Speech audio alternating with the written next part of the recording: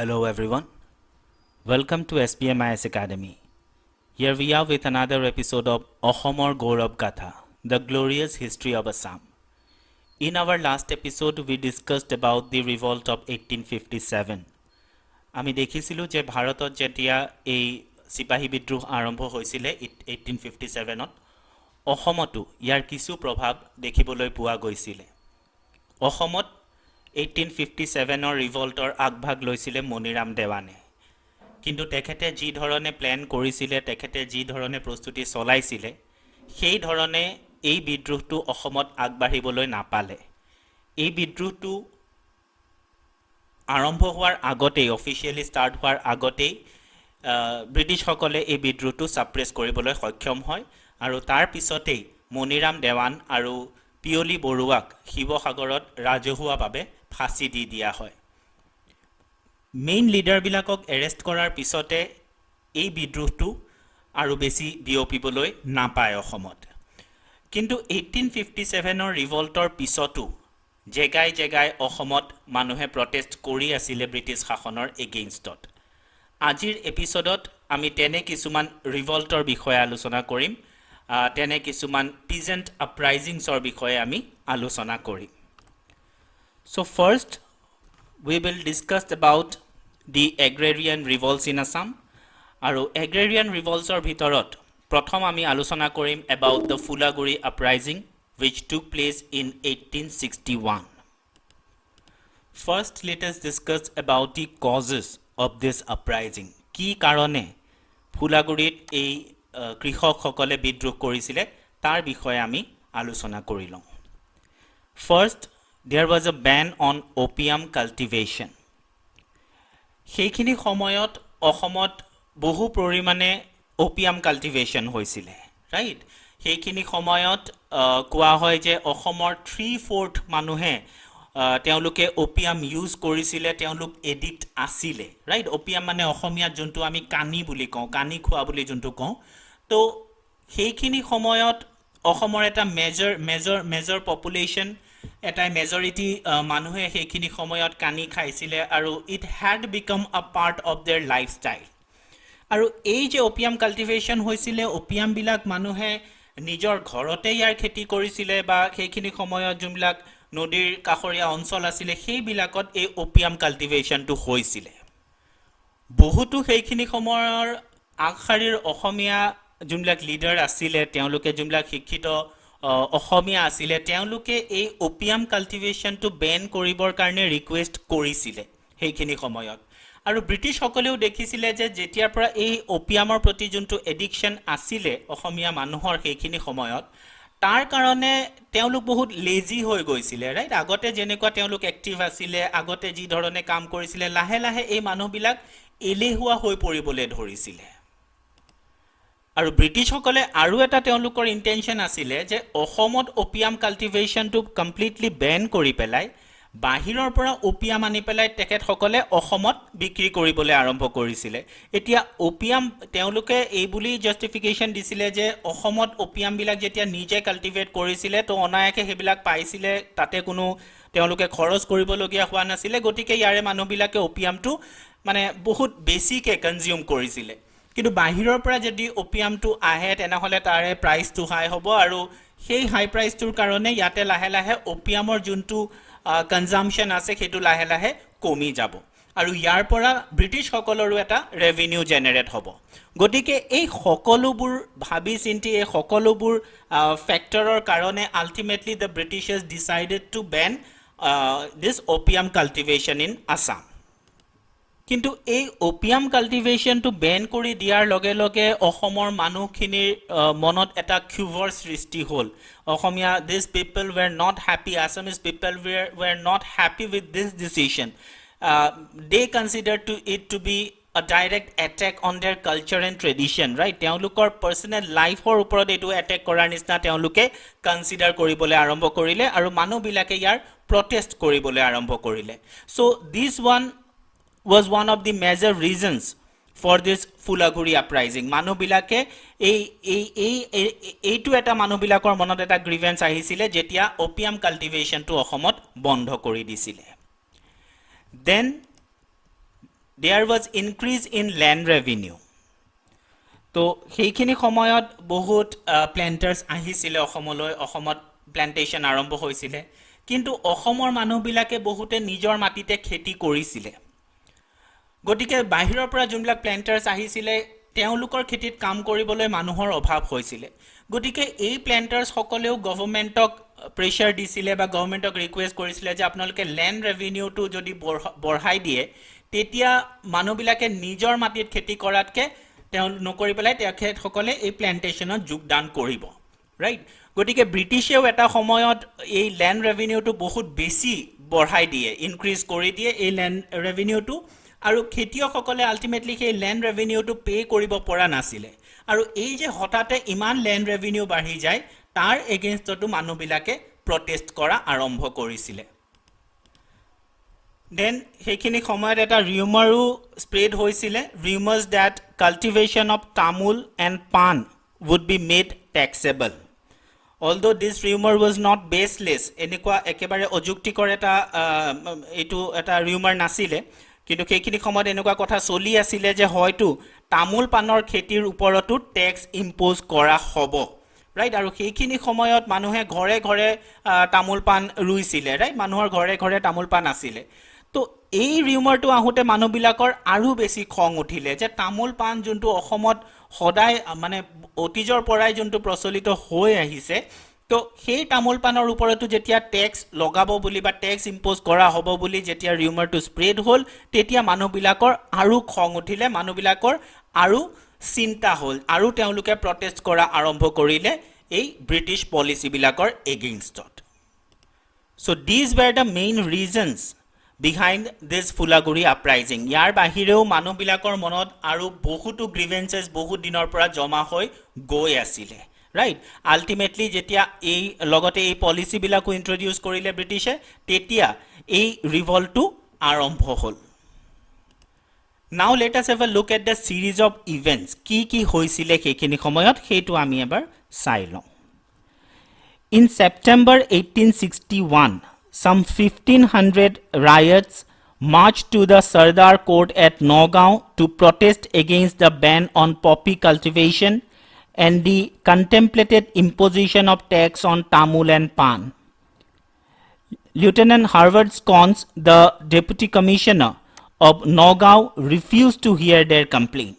গতিকে এই যে তেওঁলোকে যোনটো মানে এটা তেওঁলোকে যোনটো শুনিবলৈ পাইছিলে যে তামোল পাণৰ ওপৰত টেক্স ইম্প'জ কৰা হ'ব বা যোনটো অপিয়াম কাল্টিভেশ্যন আছে সেই কাল্টিভেশ্যনটো বেন কৰি দিয়া হ'ব, তো তাৰ এগেইনষ্টত প্ৰটেষ্ট কৰিবৰ কাৰণে তেওঁলোক নগাঁও কোৰ্টলৈ গ'ল, যোনটো সদৰ কোৰ্ট আছিলে নগাঁও, তালৈ তেওঁলোক গৈছিলে। সেইখিনি সময়ৰ যোন ডি চি আছিলে স্কনছৰ ওচৰত তেওঁলোকে প্ৰটেষ্ট কৰিবৰ কাৰণে গৈছিলে। বাট হাৰ্ভাৰ্ড স্কনছে তেওঁলোকৰ কথাহে নুশুনিলে, তেওঁলোকক কথা নুশুনি পেলাই তেওঁলোকক তাৰ পৰা খেদি পঠিয়ালে।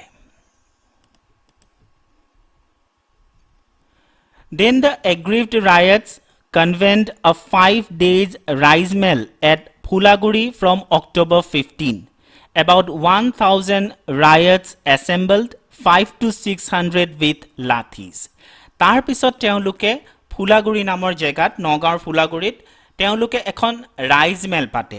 ইউ চি একদম প্ৰথমতে অসমত যোনবিলাক পলিটিকেল আৱেৰনেছটো যোনটো স্প্ৰেড হৈছিলে সেইটো স্প্ৰেড হৈছিলে থ্ৰু দিজ ৰাইজ মেলছ, ৰাইট। ৰাইজ মেল মানে এই যোনবিলাক অ'পেন জেগাত যোনবিলাক মানুহ লগ হৈ পেলাই যোনবিলাক মিটিং কৰিছিলে সেইবিলাককে ৰাইজ মেল বুলি কয়, ৰাইট। চ' তেওঁলোকে যেতিয়া তেওঁলোকৰ কথা নুশুনিলে স্কনছে, তেতিয়া তেওঁলোকে এটা 5 দিনৰ এটা ৰাইজ মেল তেওঁলোকে অনুষ্ঠিত কৰিলে ফ্ৰম অক্টোবৰ 15, ৰাইট। তাতে ৰাইজ মেলত প্ৰথম দিনাখন এবাউট 1000 ৰায়টছ আহি গোট খালে সেইখিনি সময়ত। তো 1000 পিজেন্টছ আহি পেলাই গোট খালে, তাৰে 500-600 মানৰ হাতত লাঠিও আছিলে। তেওঁলোক কমপ্লিটলি মানে আনআৰ্মড নাছিলে, তাৰে 500-600 মানৰ হাতত লাঠিও আছিলে সেইখিনি সময়ত। দেন অন 17th মানে 15 অক্টোবৰত ষ্টাৰ্ট হৈছে এণ্ড 17th অক্টোবৰত about 3,000 to 4,000 peasants assembled. গতিকে প্ৰথম দিনাৰ সেই 1000 টো বাঢ়ি বাঢ়ি এতিয়া 3000 হৈ গ'ল। Police tried and failed to break up the assembly. Police আহি পেলাই তেওঁলোকক তাৰ পৰা খেদাবলে বিচাৰিলে কিন্তু খেদাব নোৱাৰিলে they arrested some of the leaders but all of them were forcibly rescued by the people তো পুলিচ আহি পেলাই তেওঁলোকক ডিসপোজ কৰিবলৈ চেষ্টা কৰিলে সেইখিনি জায়গাৰ পৰা আতৰাই পঠাবলৈ চেষ্টা কৰিলে আৰু তাৰে কেইজনমানক এৰেষ্টটো কৰিছিলে কিন্তু 3000 মানুহ আছিলে আৰু পুলিচ ফোৰ্সটো ইমান যিমান পুলিচমেন গৈছিলে তাতে that was not adequate কেইজনমানক এৰেষ্ট কৰিছিলে পুলিচে কেইজনমান লিডাৰক কিন্তু বাকি মানুহবিলাকে জোৰ জবৰদস্তি কৰি তেওঁলোকক ৰেস্কিউ কৰে next day Lieutenant Singh, Assistant Commissioner himself appeared with a police party and ordered them to disperse and tried to seize their bamboo lathis. গটিকে এটা কনফ্লিক্ট আৰম্ভ হৈ যায় 17 তাৰিখে যেতিয়া পুলিচ বিলাক গৈ পেলাই এই এসেম্বলি টু ডিসপোজ কৰিব নোৱাৰিলে বা লিডাৰ সকলক এৰেষ্ট কৰিব লওঁতেও যেতিয়া তেওঁলোকে বাধাৰ সন্মুখীন হ'ল যেতিয়া বাকি মানুহবিলাকে জোৰ জবৰদস্তি লিডাৰ সকলক ৰেস্কিউ কৰিলে পিছ দিনাখন লেফটেনেণ্ট সিংহ যোন এছিষ্টেণ্ট কমিশনাৰ আছিল তেওঁ নিজে গৈ সেই জায়গাত উপস্থিত হ'ল আৰু সেইখিনি সময়ত মানুহৰ পৰা সেই লাঠিবিলাক তেখেতে কাঢ়ি লবলৈ চেষ্টা কৰিলে গতিকে তেওঁলোকৰ মাজত এটা কনফ্লিক্ট আৰম্ভ হ'ল এটা ফিজিক্যাল কনফ্লিক্ট আৰম্ভ হ'ল police along with this assistant commissioner lieutenant Singh আৰু এই riots বিলাকৰ মাজত এই peasants বিলাকৰ মাজত in the scuffle that followed Singh was beaten to death and his body was thrown into the river Kolong এই যে কনফ্লিক্ট টু হল ইমান হাজাৰ হাজাৰ মানুহ সেই মানুহ বিলাকে যেতিয়া এই কনফ্লিক্টত পাৰ্ট ললে বা এই সিংগাৰক বাধা দিবলৈ চেষ্টা কৰিলে সিংগাৰক সেই মানুহবিলাকে সবেই প্ৰহাৰ কৰা আৰম্ভ কৰিলে আৰু সেই মানুহবিলাকে মাৰি মাৰি সিংগাৰৰ হত্যা কৰে তাতে আৰু তাৰ পিছত লেফটেনেণ্ট সিংগাৰৰ বডিটো কলং নদীত দলিয়াই দিয়ে Scon sent armed forces to the spot firing took place and several persons lost their lives while many were injured গটিকে আলটিমেটলি যেতিয়া সিংগাৰৰ মৃত্যু হয় তাৰ পিছতে ডেপুটি কমিশনাৰ স্কনছে এটা আৰ্মড ফোৰ্স পঠাই গৈ পেলাই আৰ্ম ফোৰ্সৱে তাতে আলটিমেটলি ফায়াৰ কৰিবলৈ বাধ্য হয় আৰু এই ফায়াৰিঙত বহুত মানুহৰ মৃত্যু হয় সো এই গুটেই ঘটনাটোক আসাম হিষ্ট্ৰীত আমি ফুলাগুৰি আপৰাইজিং বা ফুলাগুৰি ধাবা বুলি আমি জানো ৰাইট এতিয়া এই যোনটো ফুলাগুৰি আপৰাইজিং আছিলে It was neither a premeditated organized peasant uprising nor an ordinary riot caused by a few disgruntled peasants. আগৰ পৰা কোনো প্ল্যান কৰি কৰা আপৰাইজিং নাছিলে তেওঁলোকে ভবা নাছিলে যে তেওঁলোকে এজন ব্ৰিটিছ অফিচাৰক তেওঁলোকে হত্যা কৰিব বা এছাসিনেট কৰিব তেনেকুৱা কোনো premeditated pre-planned uprising এটো নাছিলে right it was not an organized uprising কিন্তু এইটো এটা সাধাৰণ অৰ্ডিনাৰি ৰায়টো নাছিলে যে কিছুমান পিজেন্টৰ পটককে খং উঠিলে আৰু তেওঁলোকে মাৰি পেলালে এজন অফিচাৰক তেনেকুৱাও নাছিলে It was the culmination of a large number of deep rooted grievances এই মানুহবিলাকৰ মনত grievances বহু দিনৰ পৰাই জমা হৈ আছিল because of the British policies and this uprising is of immense significance primarily because it inaugurated a new era of peasant awakening in Assam and paved the way for the later agrarian uprisings. Fulaguri uprising or pisot a peasants bilakor majot eta awakening hoy teoluk oloman hojag hoy teolukor odhikaror proti right aru ei Fulaguri uprising or pisotei ami aru an jegat kisuman peasant uprisings dekhiboloi pao এতিয়া এই peasant আপৰাইজিংৰ পিছতো মানুহবিলাকৰ কথা British গভৰ্ণমেণ্টে লাষ্টত শুনিলে তেওঁলোকৰ লগত তেওঁলোকৰ যি গ্ৰিভেন্সেস আছিল হেতু এড্ৰেছ কৰিলে কিন্তু তেতিয়ালৈকে বহুত দেৰি হৈ গল যদি প্ৰথমতে যেতিয়া এই পিজেন্টস বিলাক গৈছিলে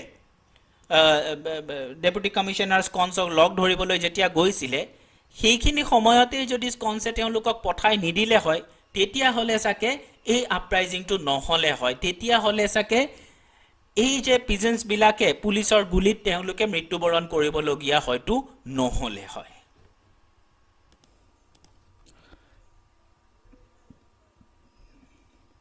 নাও যদিও ফুলাগুৰি আপৰাইজিঙৰ পিছত ব্ৰিটিছ গভৰ্ণমেণ্টে কিছুমান ষ্টেপছ ল'লে বা সেইখিনি সময়ত কোনোবা যদি অফিচাৰ দুখী পোৱা গৈছিলে তেওঁলোকৰ এগেইনষ্টত একশ্যন ল'লে যেনেকৈ মানে যিটো জৰুৰী বুলি ভবা হৈছিলে তেনেকুৱা ষ্টেপ ল'লে তো to some extent they try to address the grievances of the people of Assam কিন্তু তেওঁলোকে লেণ্ড ৰেভিনিউটো কিন্তু নকমালে তেতিয়াও ৰাইট লেণ্ড ৰেভিনিউ যোনটো বঢ়াইছিলে সেইটো বঢ়ায়ে গৈ থাকিলে আৰু তাৰ পিছতে this Sir William Ward, the Chief Commissioner of Assam, he increased land revenue to 70 to 80%, and in some cases even to 100%. So, pisole goi, 1890s time towards the last decade of the 19th century, William Ward ahi pelai tekhete land revenue to 70 to 80% oloke bohale aru kisuman samoyatu 100% to borhai dile 100% mane double kori dile. Right.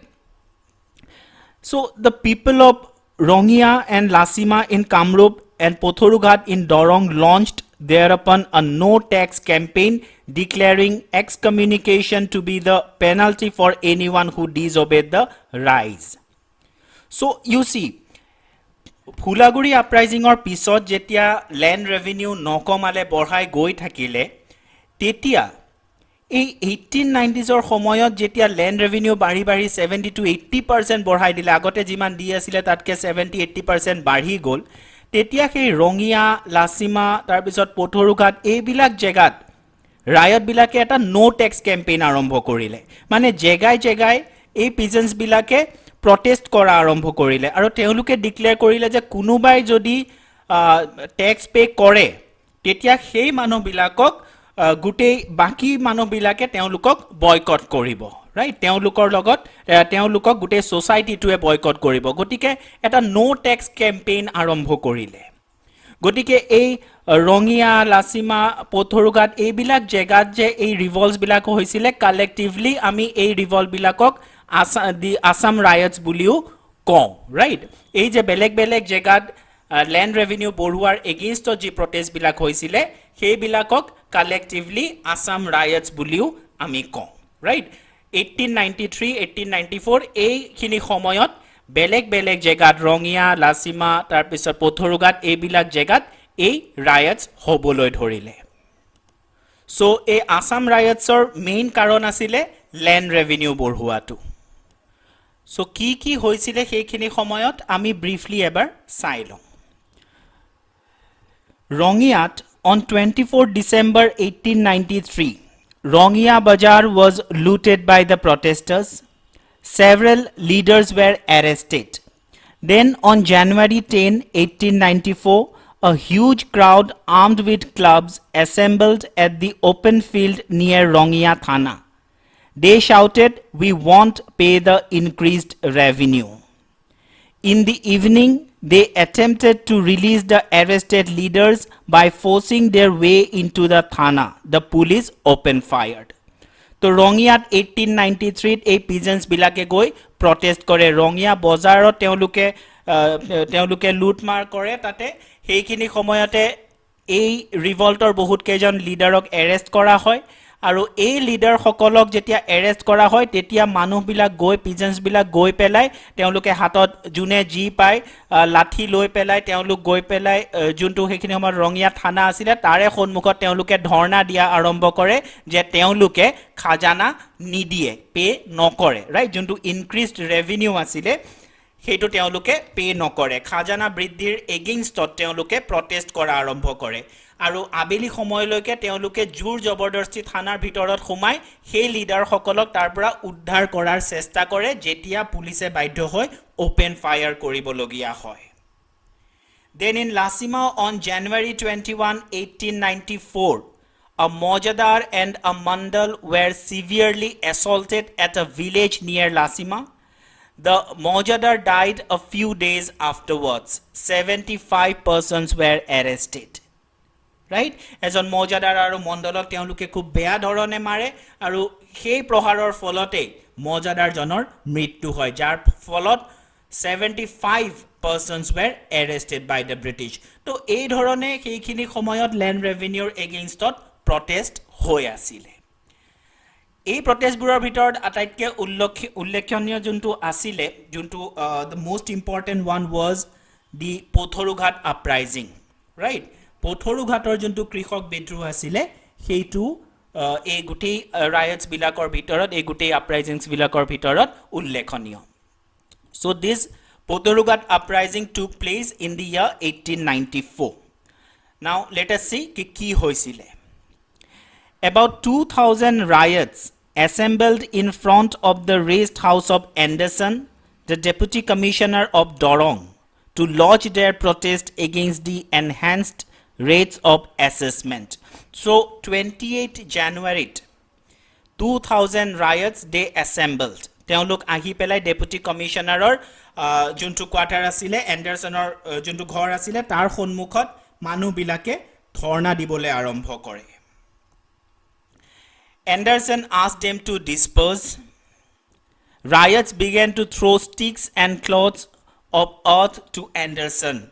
তো এই মানুহবিলাকে যেতিয়া 2,000 pigeons ঘৰৰ সন্মুখত জমা হৈ গৈছে সেইখিনি সময়ত এণ্ডাৰছনে তেওঁলোকক খেদি পঠিয়াবলৈ তেওঁলোকক তাৰ পৰা গুচি যাবলৈ কয় আৰু মানুহবিলাক লাষ্টত উত্তেজিত হৈ তেওঁলোকে হাতত যি লাঠি আছে মাটিৰ চপৰা যি পাইছে সেইবিলাক এণ্ডাৰছনৰ গালৈ দলিয়াব আৰম্ভ কৰে Then the police opened fire, which brought death to and severe injury to many riots. Police said arpisote Anderson heikini somot open fire koriboloi adesh diye. So you see, ei je krikhok bilak goisile, ei je peasants bilak asile june protest kori asile. Teulukor uporot Britishe heikini somot firing nokorileo hol hoy karon তেওঁলোকৰ হাতত কোনো fire arms নাছিলে তেওঁলোকে সাধাৰণ লাঠি লৈ মাটিৰ চপৰা লৈ সেইবিলাক লৈ পেলাই তেওঁলোকে সেইবিলাক দলিয়াইছিলে এণ্ডাৰছনৰ গালৈ গতিকে it was not necessary to fire to start firing on them right তেওঁলোকৰ ওপৰত ওপেন ফায়াৰ কৰাৰ দৰকাৰ নাছিলে সেইখিনি সময়ত কিন্তু ব্ৰিটিছে তেওঁলোকক শিক্ষা দিবৰ কাৰণে ওপেন ফায়াৰ কৰা আৰম্ভ কৰে যাৰ ফলত বহুত কেজনে সেই পথৰুঘাটৰ তেওঁলোকে প্ৰাণ দিবলগীয়া হয় ৰাইট গতিকে এই যে মানুহবিলাকে সাধাৰণ তেওঁলোকে লাঠি লৈ পেলাই তাতে তেওঁলোকে প্ৰটেষ্ট কৰি আছিল আৰু এই মানুহবিলাকক সেইখিনি সময়ত গুলিয়াই হত্যা কৰা হয় and this Patharughat is sometimes referred to as Assam's Jallianwala Bagh Jallianwala বাগত কি হৈছিল আমি সকলোৱে জানো এটা পিসফুল এছেম্বলি এটাৰ ওপৰত